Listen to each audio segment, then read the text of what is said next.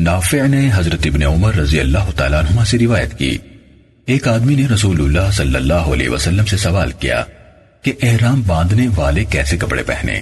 رسول اللہ صلی اللہ علیہ وسلم نے جواب دیا، نہ قمیص پہنو، نہ امامہ، نہ شلوار، نہ کوٹ یعنی ٹوپی، جوڑا لبادہ اور نہ موزے پہنو، سوائے اس کے جسے جوتے میسر نہ ہو وہ موزے پہن لے اور انہیں ٹخنوں کے نیچے تک کاٹ لے، اور ایسا کپڑا نہ پہنو جسے کچھ بھی زعفران یا ورس یعنی زرد چولا لگا ہو۔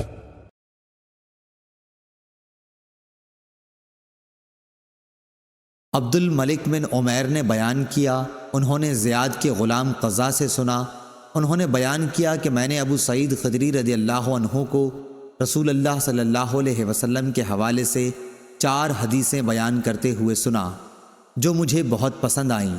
آپ صلی اللہ علیہ وسلم نے فرمایا کہ عورت اپنے شوہر یا کسی ذی رحم محرم کے بغیر 2 دن کا سفر نہ کرے، اور دوسری یہ کہ عید الفطر اور عید الاضحیٰ دونوں دن روزے نہ رکھے جائیں۔ تیسری حدیث یہ کہ صبح کی نماز کے بعد سورج کے نکلنے تک اور عصر کی بعد سورج چھپنے تک کوئی نفل نماز نہ پڑھی جائے۔ چوتھی یہ کہ 3 مسجدوں کے سوا کسی کے لیے کجاوے نہ باندھے جائیں، مسجد حرام، مسجد اقصیٰ اور میری مسجد یعنی مسجد نبوی۔ صحیح بخاری حدیث نمبر 1197۔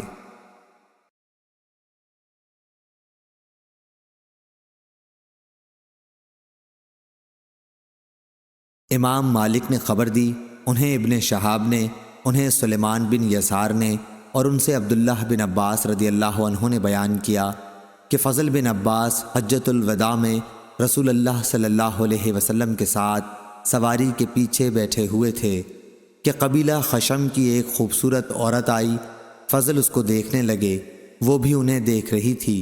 رسول اللہ صلی اللہ علیہ وسلم فضل کا چہرہ بار بار دوسری طرف موڑ دینا چاہتے تھے۔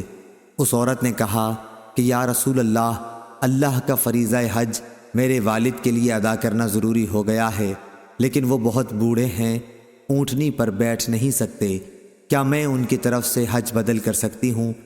حضور صلی اللہ علیہ وسلم نے فرمایا کہ ہاں، یہ حجۃ الوداع کا واقعہ تھا۔ صحیح بخاری حدیث نمبر 1513۔